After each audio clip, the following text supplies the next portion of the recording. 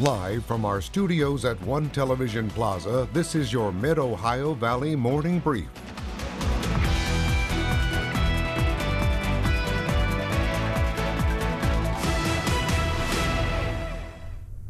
Good morning, Mid-Ohio Valley, and thanks for joining us today for your morning brief. I'm Emma Grace Myers. And I'm Henry Grof, and hopefully everybody is having at least a good start to their Tuesday.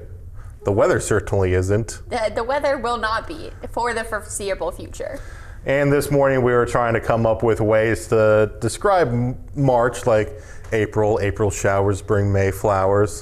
Did you come up with one? I still have not come up with a good one. So why'd you bring it up then? If you're well, just gonna maybe somebody yourself? else wants to come up with a good idea, because I was thinking of something related to like deluges in March. I don't even know what that word means, Henry. A deluge? You don't know what a deluge I don't is? think so. A downpour. I've never heard that before in my life. Well, first fact of the day. A deluge. Well, a look lot at of that. rain or a lot of water in a short period of time. Okay. Well, instead of talking about rain, let's at least start off with some good news. We're not talking about cold weather, Emma Grace, so that's at least a positive. One, I can't even say spot of sun because we're not seeing any of that. Yeah. Well, at least we will hit the 70s by Friday, mid-70s into Saturday, but look at those 50s and 60s over the next several days, so we'll enjoy some of that. However, we have to get around that rain, even some thunderstorms. There'll be that chance as well. So with that, some heavy downpours will be possible. Some deluges. Some deluges will be possible. We'll see that this afternoon as we hit the mid-50s. Ponding on the roadways will be possible for your evening commute, so be mindful of hydroplaning. And that's going to be the same case going into Wednesday morning. But we'll talk more about how much rain we could be seeing over the next several days and my full forecast coming up. But for now, let's at least try to brighten up the day with some positive headlines this morning. Yeah, our first one, definitely some very good news for fire departments in Washington County, because they are getting a financial boost, and it could mean life-saving upgrades. Washington County has been awarded more than $200,000 in state grant money. The grant money was split among 7 volunteer fire departments. Warren Township Volunteer Fire Department is one of the 7 recipients. Fire Chief Mark Weil says the grant is going to help the department buy new equipment. Really wonderful. Anytime we can get a grant to purchase safety equipment or needed equipment, either to keep our members safe or to help the residents of our township, it's just a wonderful thing. You can read more about the Washington County Fire Grant on our website, WTAP.com. And it's always great when we see our fire departments here in the Mid-Ohio Valley get that extra funding, because it does go a long way to keeping the public safe. Especially in Ohio with all the volunteer fire departments. I think in her full story, she gave the exact percentage of how many firefighters are volunteers, and it's a hefty percentage. Is it? Yeah. I did not know that. You didn't listen. I know I didn't. But of course you can find out all that fun information over on WTAP.com. But let's move on to our next story. Even though they might not be happy with me with all of that rain, we can at least talk about some good news, because the West Virginia Racing Heritage Festival is hosting its 49th annual car show at the Grand Central Mall throughout the week. President of WV Racing Heritage Festival, Ashley Ness, says the stock car show will feature 45 display spots with the opportunity to vote for your favorite driver. Ness says the festival emphasizes preservation of Ohio Valley racing heritage, particularly from Pennsboro Speedway, the state's oldest fairgrounds where racing has occurred since the late 1920s.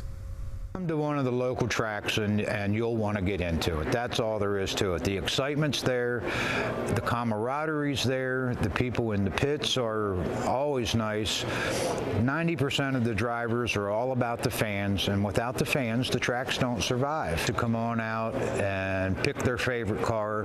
We're doing a pick your favorite car or your favorite driver, and bring a can good out. You can vote for your driver with the can good, and then all the canned goods that we collect this week here go to the community in Parkersburg. The car show will be held from March 2nd to the 8th. The Heritage Festival's main event is scheduled for May 30th at Pennsboro Speedway, featuring vintage race cars and driver interviews. And hopefully that should be dry in May, but at least this is inside, so you don't have to worry about the rain. So if you got to have a race car, what colors would your race car team be? Definitely going to be picking my favorite color, blue. Okay. And then I guess maybe a mix of orange. And most of our race car drivers are that way, and most of our Why? trucks are that I way don't too. know. Orange is an interesting choice. I have a really nice blue and orange tie. I think those two colors go well together. Okay. Fair Can't enough. add yellow next to blue because it'll make somebody upset here in the studio. Okay, so Henry's race car would be blue and orange. What colors would you pick if you had a race car? Pink and black. Pink and black. 100%. Saying this with the pink blazer is a good addition, but There was a really cool pink I know, I stock saw it. car at the mall, so right there. That would be me. 55. I'd want a pink car. Well, now if Henry and I get money, yesterday you were talking about fancy cars you'd buy. Now you know what color race cars we'd want. Well, I guess we could make our own race team then. We could. Well, let's move on to our last story. A bill in the West Virginia State House would repeal the current high school athletic transfer and eligibility rules. House Bill 4452 would revert the transfer rules to the previous rules last used in the 2022-23 school year. The current rules allow athletes to, quote, transfer schools and retain athletic eligibility at least one time during a student's 4 years of secondary school, end quote. The proposed bill would only allow transferring out of a student athlete's home district before their freshman year, allows transfers back into their home district, and all other transfers must be approved by the WVSSAC. Parkersburg High School Athletic Director Chris Way spoke on the bill. You know, if the transfer rules were put back in place kind of the way they were, I think those would be the most fair. And I really like the opportunity for students to go back, because sometimes you think the grass is always greener on the other side, and you make that transfer and you realize it wasn't such a good idea, and where you had it was special, and you want to go back, and sometimes kids get locked into where they are. So going back is something that I think is important to have in that rule.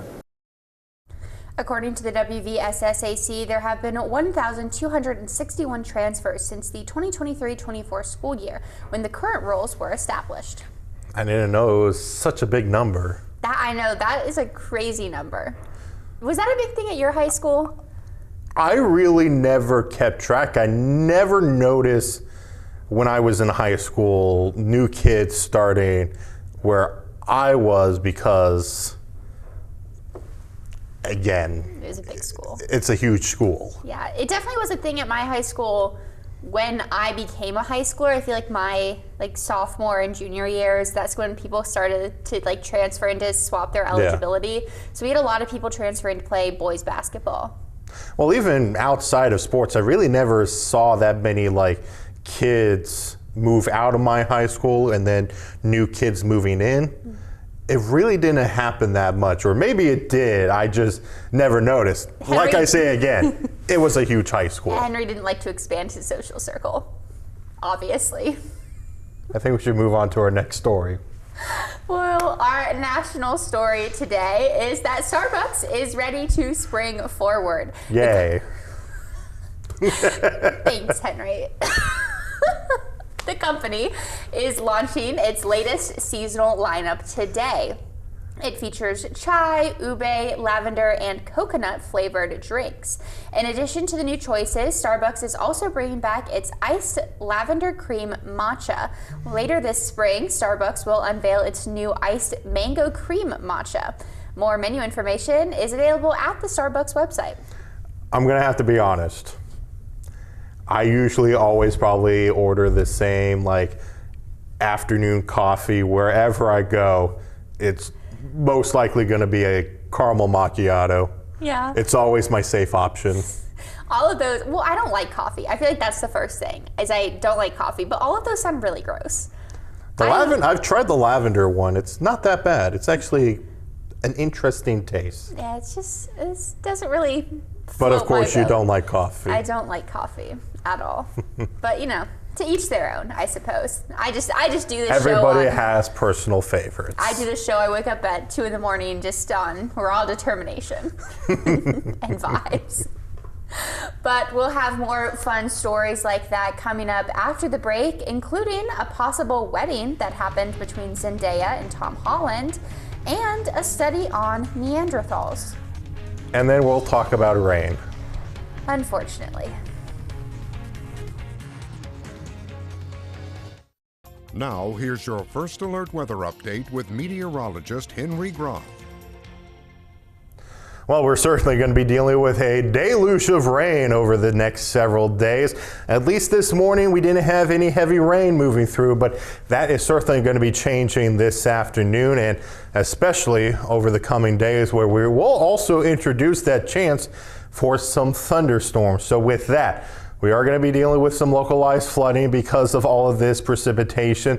And then we are going to at least get to enjoy the 70s later in the week, but if only we could get some sunshine. So let's talk about our afternoon rain, because this is what's going to bring in that potential for those heavy downpours. You can see areas within the yellow and even orange. Those are going to be our spots of moderate to heavy rain. That's going to be around with us for that evening commute.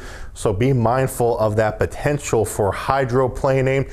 But this continues through tonight. So our morning commute tomorrow, certainly going to be messy. And then that precip kind of fades away for Wednesday afternoon, but still more on the way later into the evening. Could also be contending with that chance for some thunderstorms, but still lots more chances of rain on the way throughout the rest of the week, and that's why we will be looking out for that potential for some localized flooding. Depending on where those spots of heavy rain develop, you're going to see ponding on the roadways and potentially some high water in smaller creeks and streams.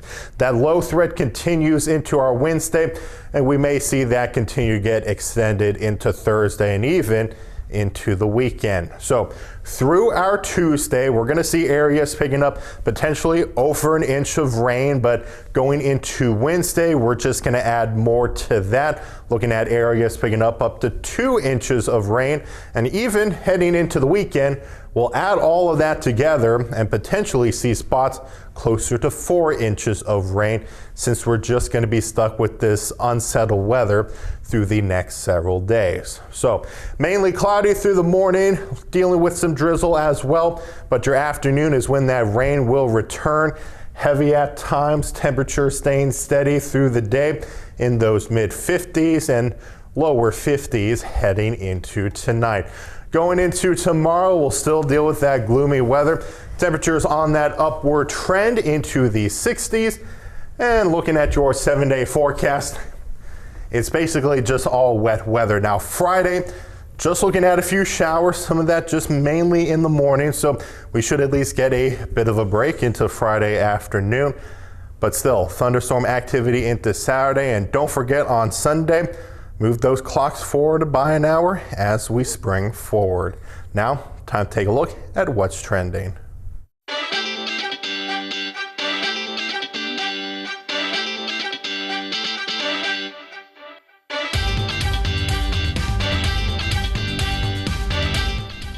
Well, we have some interesting trending stories to get to this morning. Yeah, well, we'll start with a question. Who was your favorite Spider-Man? Favorite Spider-Man movie or favorite Spider-Man? Favorite Spider-Man, like Tom Holland, Andrew Garfield, or Tobey Maguire? Can I be honest? Yes. Out of all those three, I've only seen one Tom Holland Spider-Man movie. You haven't seen any of the other ones? I've seen the Spider-Verse movies. I love those movies, but every other Spider-Man movie I haven't seen, except for the first one with Tom Holland. Okay, I'm actually just flabbergasted that you were a boy in the early 2000s and you didn't watch either Tobey Maguire or Andrew Garfield. No. That is crazy. Really upsetting.